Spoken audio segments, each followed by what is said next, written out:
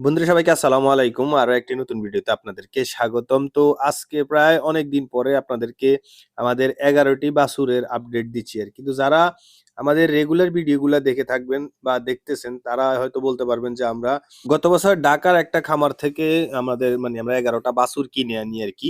এর ভিতরে হচ্ছে যে ৯ টা বকনা বাছুর আর ২ টো হচ্ছে যে ষাঁড় বাছুর। তো এই বাছুরগুলার আপডেট আমরা দীর্ঘদিন দিচ্ছি না বিভিন্ন কারণে বা সময় স্বল্পতার কারণে আরকি। তো আজকে আপনাদেরকে একটা আপডেট দেওয়ার চেষ্টা করব। সেটা হচ্ছে যেহেতু আমাদের বর্তমানে কোনো কাঁচা ঘাস নাই, সে কারণে আমরা শুধু খড় আর দানাদার দিয়ে এদেরকে পালন করতেছি আরকি, এই ১১ টা বাছুরকে। তো ১১ টা বাছুরের পিছনে আমাদের দৈনিক কত টাকা খরচ হচ্ছে, আর হচ্ছে যে আমরা কিভাবে ওদেরকে খাবার দিচ্ছি, হ্যাঁ? দানাদার খাবার কিভাবে দিচ্ছি বা খড়গুলো কিভাবে দিচ্ছি, আর এই নিয়ে আমাদের টোটাল কত টাকা খরচ হচ্ছে দৈনিক ১১ টা বাছুরের পিছনে, সেটাই আপনাদেরকে জানানোর চেষ্টা করব। তো অবশ্যই ভিডিওটা শেয়ার করে দিবেন যাতে আরেকজন খামারি ভাইয়ের উপকার হয়।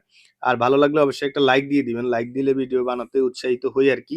তো অনেকে হয়তো আমার রেগুলার ভিডিও যারা দেখেন তারাও অপেক্ষায় আছেন যে ১১ টা বাছুরের কোনো আপডেট দিচ্ছি না এই কারণে।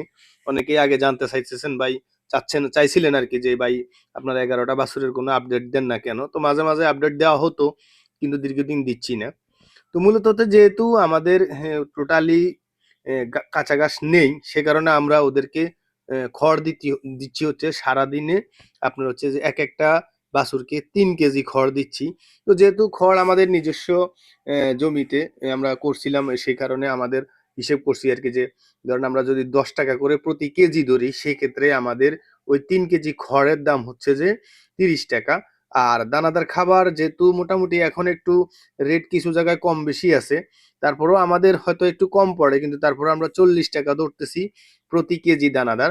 তো আমরা ওদেরকে ২ বেলায় ২ কেজি করে, মানে সরি ২ বেলায় ২ কেজি দানাদার দেই। যেটা ৳৪০ করে হইলে ৳৮০। তো সারাদিনে ওদের পিছনে আমাদের টোটাল একেকটা বাছুরের পিছনে খরচ হচ্ছে ৳১১০। তো ৳১১০ আবার আনুষঙ্গিক আমরা ধরেন বিভিন্ন মেডিসিন বা বিভিন্ন ওষুধ ব্যবহার করি, ভিটামিন। তো এক্ষেত্রে আরো ৳১০০ যদি দৈনিক যোগ করি, তাহলে আমাদের প্রত্যেকদিন ওদের পিছনে খরচ হচ্ছে ৳১৩১০। তো ৳১৩১০ আমাদের এই বাছুরগুলোর পিছনে খরচ হচ্ছে আরকি। তো যদি আমাদের পর্যাপ্ত পরিমাণে কাঁচা ঘাস থাকতো, সেক্ষেত্রে হয়তোবা আমাদের খরচ আরো কম পড়তো। তো অনেকেই আছেন আমাকে মাঝেমধ্যে প্রশ্ন করেন বা বলেন যে, "ভাই বকনা বাছুর কিনে কি আমি ভবিষ্যতে লাভবান হতে পারবো বা গাভী বানাতে পারবো কিনা?" তবে একটা কথা মনে রাখবেন আপনি, অবশ্যই আপনাকে প্রচুর পরিমাণে কাঁচা ঘাস লাগাইতে হবে। যদি কাঁচা ঘাস থেকে থাকে সেক্ষেত্রে আপনার আ খরচ কম পড়বে। প্লাস হচ্ছে যে আপনার বকনা সময় মতো হিটে আসবে। এখন যে আমরা এই যে আপনার ধরেন খড় দিচ্ছি, খড়ের সাথে যদি ওদের প্রতিদিন যতটুক ভিটামিন বা মিনারেলস বা হচ্ছে যে ক্যালসিয়াম, জিঙ্ক এগুলার যতটুকু ব্যাকআপ দেওয়া দরকার, ওটা যদি আমরা না দেই, সেক্ষেত্রে এই বাছুরগুলো হয়তো দেখা গেছে সময় মতো হিটে আসবে না। হিটে আসতে অনেক লেট হবে, বা দেখা গেছে আপনার যদি প্রতি ৩ মাস পর, পর যদি আপনি কৃমির ডোজ সঠিকভাবে না করান, সেক্ষেত্রেও দেখা গেছে আপনার বকনা হিটে আসবে না। তো এই কারণে অবশ্যই আপনাকে টোটালি মোটামুটি আপনার মিনিমাম 80% বিষয় যদি আপনি মোটামুটি জানতে পারেন বা জানেন, জেনে শুনে যদি শুরু করেন বা ভালো মানের যদি বকনা বাছুর কিনতে পারেন, সেক্ষেত্রে আমি মনে করি যে আপনি ভালোভাবে মোটামুটি লাভবান হবেন। কিন্তু আপনার বকনা হিটে আসতে হবে, কনসেপ্ট করতে হবে। আর যদি কনসেপ্ট না করে, হিটে যদি না আসে, সেক্ষেত্রে আপনি যত টাকাই ওদের পিছনে খরচ করেন, লাভের বেলায় হয়তোবা কোনো কিছুই পাবেন না আরকি।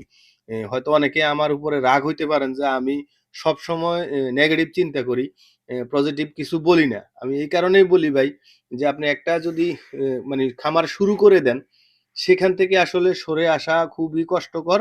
আর হচ্ছে যে আপনার পকেটের টাকা যেহেতু আপনি পুঁজি খাটিয়ে ফেলছেন, সেক্ষেত্রে ওটা উঠানো কষ্টকর। এমনও হইতে পারে যে আপনি একটা বকনা কিনে আনছেন ৳৬০,০০০ দিয়ে, ২ মাস পালছেন, ২ মাস পরেও ওইটা ৳৬০,০০০ বলতেছে। তাহলে তখন আপনি কি করবেন বলেন? এ কারণে আমি নেগেটিভ কথাগুলা আগে বলি। আর পজিটিভ কথাও বলার চেষ্টা করি। কিন্তু খুবই কম বলি এই কারণে যে আমি চাই না যে একটা লোক এই সেক্টরে এসে আরো ১০ টা লোকের মন মানসিকতা ভেঙে ফেলুক। কারণ যদি আজকে যদি আপনার কারণে যদি আপনার খামার বন্ধ হয়ে যায়, আপনার যখন বন্ধ হয়ে গেছে দেখবেন যে আরো ১০ জন উদ্যোক্তা পিছিয়ে গেছে। কারণ হচ্ছে যে ওরা চিন্তা করবে যে এই লোক যেহেতু পারে নাই, আমরাও মনে হয় পারবো না, আর এই সেক্টরে কোনো লাভ নাই। এই হচ্ছে মূল কথা ভাই। তো যাই হোক, আমার কথায় অনেকের মনে কষ্ট আসতে পারে। বা দেখা গেছে আপনার রাগও হইতে পারে। ক্ষমা সুন্দর দৃষ্টিতে দেখবেন ভাই, আমি নগণ্য খুব ছোট একজন মানুষ। চেষ্টা করি আমার মানে ৯ বছরের অভিজ্ঞতা আপনাদের মাঝে শেয়ার করার জন্য। তো যাই হোক, ভালো লাগলে অবশ্যই শেয়ার করে দিবেন, একটা লাইক দিয়ে দিবেন। দেখা হবে অন্য কোনো ভিডিওতে অন্য কোনো বিষয় নিয়ে। আজকের মতো এখানে বিদায়। আসসালামু আলাইকুম ওয়া রাহমাতুল্লাহি ওয়া বারাকাতুহু।